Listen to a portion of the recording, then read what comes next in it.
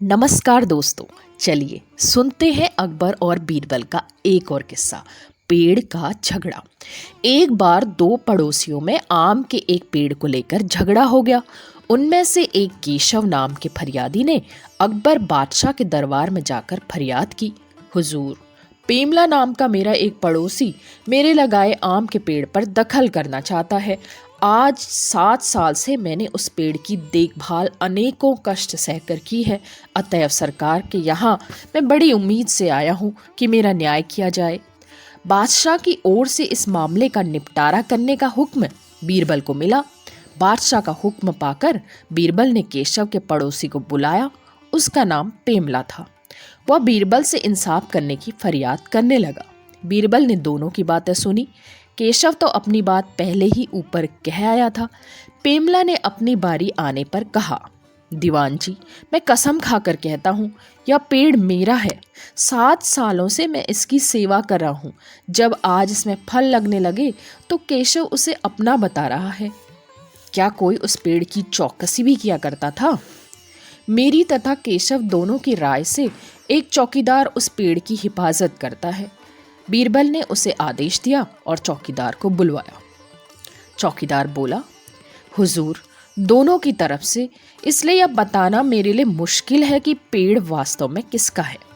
बीरबल ने फैसला दूसरे दिन के लिए मुलतवी कर दिया और संध्या के समय चौकीदार को बुलाकर कहा, तुम बारी बारी से पेमला और केशव के घर जाना और कहना कि आम के पेड़ के पास हथियारबंद डाकू हैं और आम के फल तोड़ना चाहते हैं। जाओ और अपने पेड़ की रक्षा करो। याद रहे, मेरी बताई बात से एक भी शब्द ज्यादा मत कहना। तत्पश्चात बीरबल ने चौकीदार के साथ अपने 2 विश्वासी नौकरों को भी भेज दिया और उन्हें समझा दिया कि तुम दोनों छुपकर पेमला और केशव की बातें सुनना और जो कुछ उनकी बातचीत में हो आकर बतलाना। दोनों नौकर चौकीदार के साथ चले गए। चौकीदार पहले तो केशव के घर गया। केशव घर पर न था।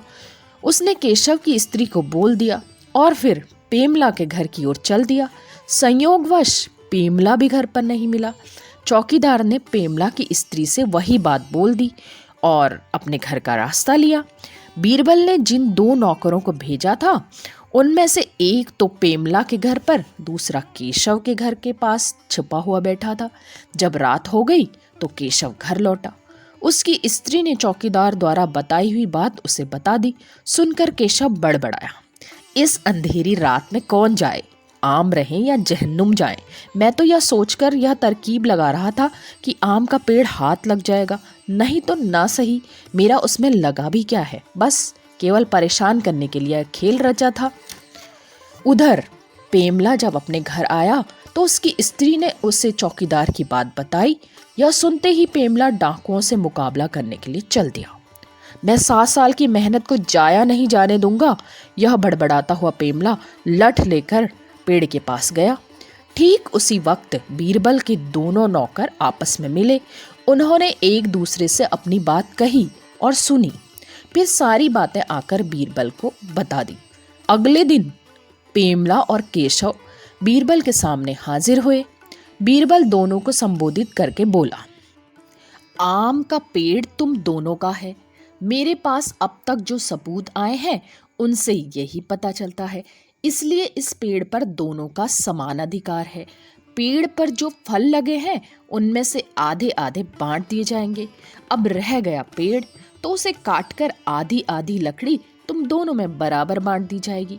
बीरबल के इस न्याय से केशव दास बहुत खुश हुआ, किंतु पेमला इस न्याय को सुनकर एकदम स्तब्ध रह गया।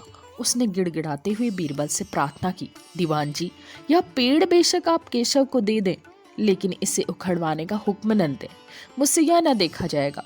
कहते कहते पेमला का कंठ भर आया।